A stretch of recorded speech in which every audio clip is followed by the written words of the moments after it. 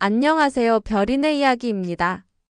오늘은 많은 분들이 궁금해하시는 주제로 바로 치매를 부르는 의외의 습관 5가지를 소개해 드릴게요. 치매는 단순히 노화로 인한 현상이 아닙니다. 일상 속 습관이 뇌를 조용히 그리고 치명적으로 망가뜨리고 있습니다. 지금 하는 행동 하나가 당신의 기억력과 사고력을 무너뜨릴 수도 있습니다. 첫 번째, 혼자 밥 먹는 습관입니다. 무엇이 문제인가요? 혼자 밥을 먹는 사람은 사회적 상호작용이 급격히 줄어듭니다. 왜 위험한가요? 사람과 대화하지 않으면 뇌는 외부 자극을 거의 받지 못하게 됩니다.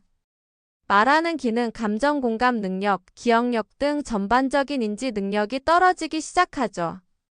어떤 연구가 있나요? 2017년 한국보건사회 연구원 자료에 따르면 혼자 식사하는 노인의 치매 위험은 1.8배 이상 더 높습니다. 어떻게 바꿔야 할까요? 적어도 주 1회 이상 누군가와 식사를 하거나 통화만으로도 뇌에 큰 자극이 됩니다. 다음은 두 번째로 6시간 이하의 수면입니다. 언제 위험해지나요? 하루 이틀 잠을 못 자는 건 괜찮지만 6시간 이하의 수면이 2주 이상 지속되면 기억력 저하가 시작됩니다. 왜 뇌에 해롭나요? 수면 중 뇌는 글림프 시스템을 통해 노폐물인 베타 아밀로이드 등을 씻어냅니다. 이게 안 되면 노폐물이 축적되고 알츠하이머 치매 유발 독소가 뇌에 쌓이게 됩니다. 어떤 실험 결과가 있나요? 하버드대 연구에 따르면 수면 시간이 짧은 사람은 기억 정보 저장 능력이 평균보다 40% 낮았습니다. 그러면 어떻게 개선하는 게 좋을까요?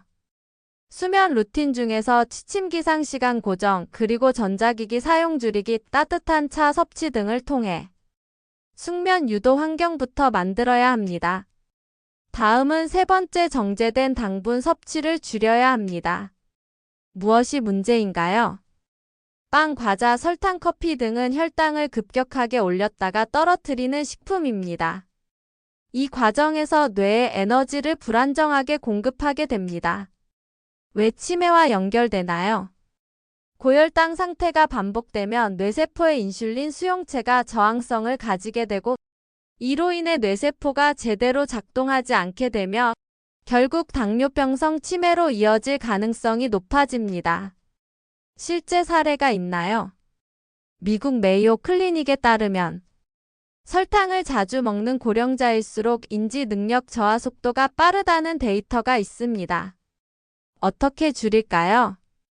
가당 음료 줄이기, 간식 시간 정하기, 식사 후 간단한 산책 등으로 혈당 변동 완화가 핵심입니다.